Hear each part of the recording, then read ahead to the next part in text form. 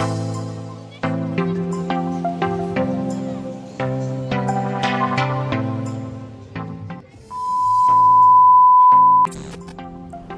Friends, welcome back to my channel to Bengali seize.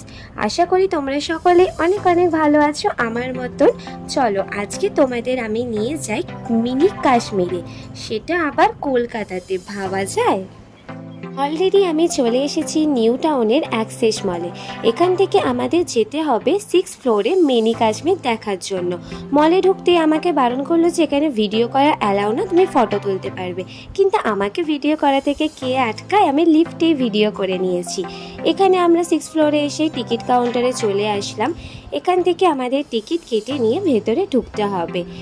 Already আমাদের ticket কাটা হয়ে গেছে। আমি আমার বোনকে বলছি, তুই আমার পয়সায় ঘুরতে এসেছিস তো হাসিস না কেন? হাস, তোকে আমি টাকা দিয়ে নিয়ে এসেছি। এটা শোনার পরে দুজন মিলে হাসতে হাসতে টিকিট নিয়ে ঢুকে পড়লাম আমাদের মিনি কাশ্মীরে। বাপরে, ভেতরে ঢুকেই দেখি এখানে কত ভিড়। গরমের হাত থেকে একটু বাঁচার জন্য সবাই এখন মিনি কাশ্মীরে চলে আসছে। এখানে এসেই আমি 100 টাকা দিয়ে লকার নিয়ে নিলাম। উনি আমাকে বলছিল, তোমার কাছে যে ছোট ব্যাগ আছে তুমি এমনিই যেতে পারবে। আমি ভাবলাম 100 টাকা যেখানে রিফান্ডেবল, আমি কেন ব্যাগ নিয়ে যাব, যে কারণে আমি লকার নিয়ে নিলাম। আর এখান থেকে অলরেডি আমাদের জ্যাকেট, শুজ সমস্ত কিছু দিয়ে দিয়েছি। এগুলো টিকিট প্রাইসের মধ্যে ইনক্লুডিং ছিল। ভেতরে ঢুকতে না ঢুকতেই মনে হলো সত্যি আমি যেন বরফের দেশে চলে এসেছি। এখানে -6 ডিগ্রি সেলসিয়াসের ঠান্ডা। ভেতরে ঢুকেই আমার বোন ভাবছিল ইগলুতে থাকা 24 আওয়ার্সের চ্যালেঞ্জটা করেই নেবে, কিন্তু ও করতে পারলো না।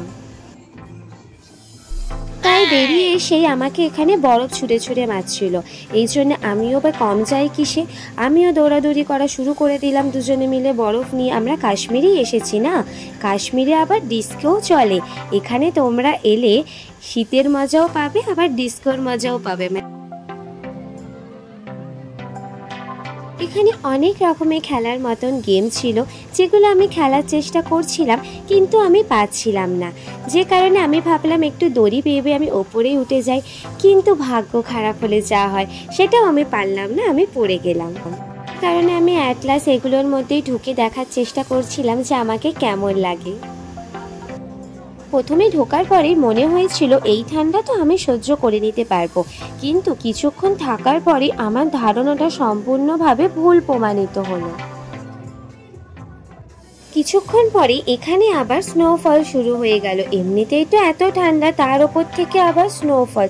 জানি না এরপরে আমার অবস্থা কি হবে। এই স্নোফলসটা 1 ঘন্টার মধ্যে একবারই হয়। স্নোফলসের কারণে আমার মাথায় পুরো বরফ ভর্তি হয়ে গেছে, চুল অলরেডি ভিজে গেছে। এখানে এতটাই ঠান্ডা। এখানে এসে তোমরা সবাই নাচ গানও করতে পারো যদি তোমরা অনেকজন মিলে আসো।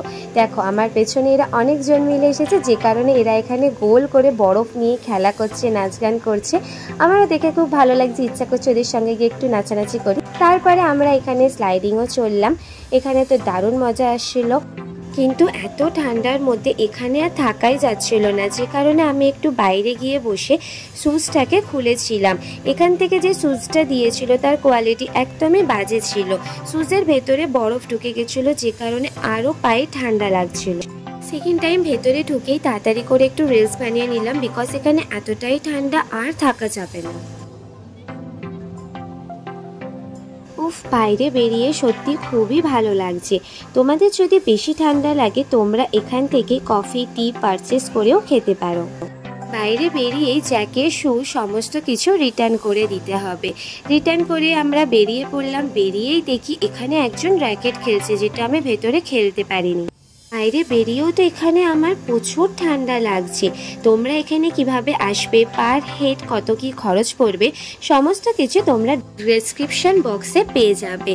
আমার ভিডিওটা ভালো লাগলে লাইক করতে কেউ ভুলো না, কমেন্ট শেয়ার অবশ্যই করো। Love you all, tata.